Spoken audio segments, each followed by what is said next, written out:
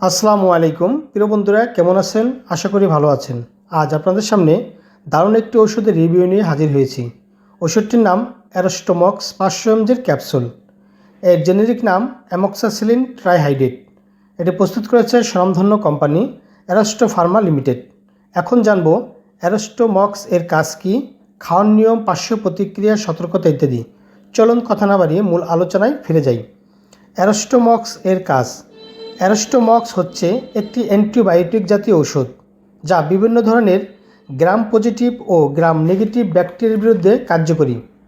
ইহা নাক, কান, গলার ইনফেকশন সহ ব্যথা দূর করে, মধ্যকর্ণের প্রদাহ, টনসিলের সমস্যা, শ্বাসনালীর ইনফেকশন, যৌন ও মূত্রনালীর সমস্যা বা ইনফেকশন, মহিলাদের জরায়ুর বিভিন্ন ধরনের সমস্যা, ত্বক ও নরম কোষকলার সংক্রমণ, দাঁতের অস্ত্রোপচারের পরবর্তী ব্যথা বা ঘা সারাতে, জ্বর, মাথা ব্যথা, মাইগ্রেনের সমস্যা, জয়েন্টের সমস্যা, মলদ্বারের ইনফেকশন, টাইফয়েড জ্বর, ঠান্ডা, কাশি, সর্দি, হৃৎপিণ্ডের সমস্যা, গাইনোলজিক্যাল ইনফেকশন সহ বিভিন্ন ধরনের ইনফেকশনজনিত সমস্যায় অ্যারোস্টোমক্সের দারুণ কার্যকারিতা রয়েছে।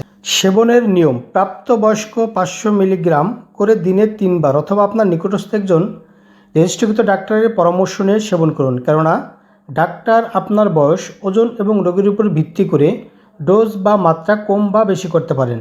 আর তাই অবশ্যই একজন রেজিস্ট্রিকৃত ডাক্তারের পরামর্শ নিয়ে ওষুধ সেবন করুন। সুস্থ থাকুন।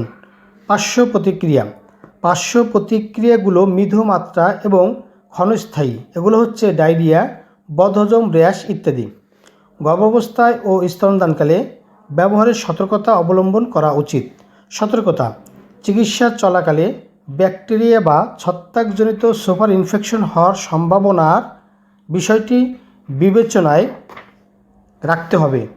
সুপার ইনফেকশন হলে অ্যামক্সাসিলিন গ্রহণ বন্ধ করতে হবে এবং যথোপযুক্ত চিকিৎসা নিতে হবে। সংরক্ষণ: আলো ও তাপ থেকে দূরে শুষ্ক স্থানে সংরক্ষণ করুন। সকল ঔষধ শিশুদের হাতের নাগালের বাইরে রাখুন। প্রিয় বন্ধুরা, অ্যামক্সাসিলিন জাতীয় ঔষধ ক্রয়ের পূর্বে অবশ্যই উত্তীর্ণের তারিখ দেখে ক্রয় করুন। অ্যারোস্টোমক্স সম্পর্কে আরও কিছু জানার থাকলে কমেন্ট করুন, উত্তর দেওয়ার চেষ্টা করব। আমার এই ভিডিও ভালো লাগলে চ্যানেলটি সাবস্ক্রাইব করে বেল আইকনটি অন করে পাশে থাকুন। ভালো থাকুন, সুস্থ থাকুন। ধন্যবাদ।